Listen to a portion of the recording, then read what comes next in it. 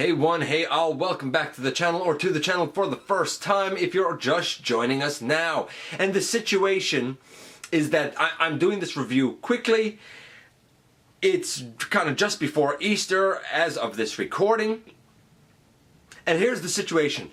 My nephew recently took an interest in little transforming robots. He's always loved cars and I wanted to support his interest.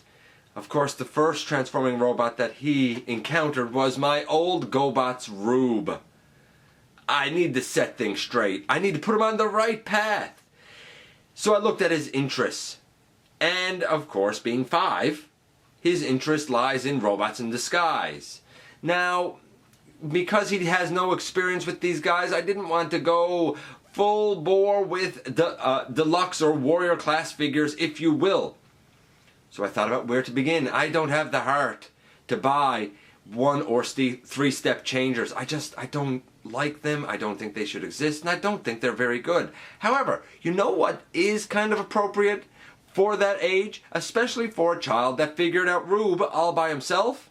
Probably these little guys, Legion class figures. And I got him Drift, who I recently looked at, but how can you get an Autobot and not have a Decepticon counterpart? This is the newest of the Stunticons, Heatseeker. Even though I think he's kind of an homage to Wildrider and Offroad, but we'll talk about that a little bit more later. Either way you cut it, Heatseeker is going to be the focus of the latest GotBot True review.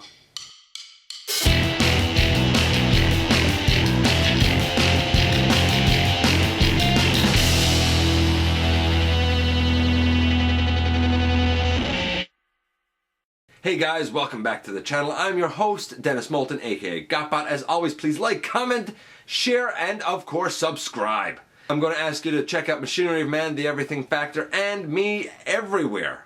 And this is Heatseeker. He's not exactly a Stunticon in my frame of thinking. If you're going to have gray and red, it's going to have to be Wildrider. I could even accept Offroad to a lesser degree. But as just a Decepticon character, I think the guy's kind of cool. I think his alt mode is cool. I think the robot is cool. But you know what? Don't just take my word for it as we sit here chit-chatting. Let's head over to the table and take a closer look at this guy. And so now, if you will indulge me for a moment, we're going to take a couple of minutes to look at the newest Stunticon, Heatseeker. Now, this little version obviously doesn't turn into a limb for Menasor. In fact, the version that turns into a limb for Menasor hardly turns into a robot. So maybe you can't win either way when it comes to the robots in disguise incarnation of that combiner. Of course, there are those who would argue that in Combiner Wars you couldn't win with the character of Menasor either. Nevertheless, this guy I think is a little bit of a nod to Offroad. And I say Offroad more than Wildrider. He has the red and the gray that is classic for Wildrider's colors. But he turns into, I guess, a Jeep, which is closer to Offroad's truck form. I get it. I know, you know, what he's inspired by. We all know what he's inspired by. But is this version of a new character any good? Well, let's see, shall we? Taking him out of it, we have a box, and it's box art that is based on the animation model for Heatseeker on the front. And when we go to the back, not much. It says 6 steps. The product shot. Let's see if it's 6 steps. But before we look at his steps and his marks, here he is compared to the Power Surge Optimus Prime, the white version. It was an exclusive. I looked at him way back in episode 124. Naturally, he's a warrior class figure compared to Heatseeker being a little Legion class figure. Just to compare a Legion to a Legion, we'll take him out of it, and just for funsies, here he is with Drift. They're both little guys. Of course, sometimes good things come in small packages, and that kind of holds true here. In vehicle mode, he has a nice mix of gray and red. I respect that. In robot mode, okay, it's not perfect if you know the character. He does have the purple on his shoulders, as he should. He does have the red on his chest. That's cool.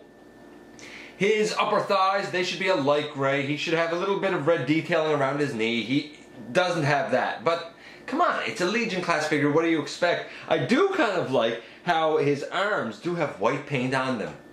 Pretty cool. An extra little paint out there. I don't know if it was needed, but I like the breakup. That being said, while I'm going to give his paint an overall score of about 7.5, I think it's pretty good. There's something, Jack, that's just not right with that face. It's not. Now, I don't know if it's just my copy, but the face looks kind of squished up, and I feel like this eye is all right on this side, but like, what's up with this blue on this side? I don't know. I don't like it. It kind of frightens me. I think that his face is the stuff of nightmares.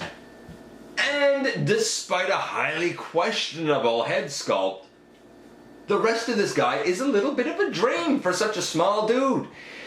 The paint-ups, like I said, they're 7.5. I'm being kind of generous with it because mostly it's accurate. Mostly. What about the articulation? I think that's part of where this guy shines. When I looked at the Transformers Prime Beast Hunters, Cyberverse, Hyperspeed Wheeljack, I said that was everything right with the Legion class figure. And I think this guy follows suit with that. We have shoulders that can go all the way around on a ball joint. Ball joints are a little bit tight. The arm, it can go forward and back, and the shoulder can go all the way out. But the way that the shoulder is, I almost see it as like an upper arm. So I sort of see this movement here as an elbow bend.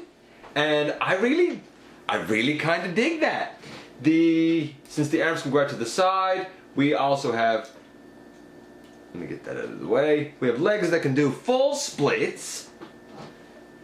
They can go forward, no problem. They can go back, no problem. We have a super deep knee, and we even have toe tilt. It's impressive for the size class. I'm going to say that his articulation is it's a solid 8. So we have a 7.5, we have an 8. The guy's scoring a 7.75 for what he is. So with a decent mark, what about the little guy's transformation? Well, that's pretty easy too. You take his arms and you bring them back because his arms make the doors of the vehicle mode. We have a little Decepticon symbol there. Now this is where it gets interesting. The arms really collapse up over the head, but I find if you just try and collapse them straight up over the head, you're going to have clearance issues with the hood. So I still keep the shoulder angled a little tiny bit forward, and then I bring it up over his head and straighten it. Little tiny bit forward, up over his head, straighten it, and then peg them together. It's weird to have his shoulder sort of angled forward to get it up over where you need it, but the truth is, it works very smoothly when you do that. So, I guess we would say that step 1 was bringing the arms back. Step 2 would be bringing the shoulders up. Step 3 would be angling the shoulders in so that they are flush as a hood. Step 4, bringing the toes down.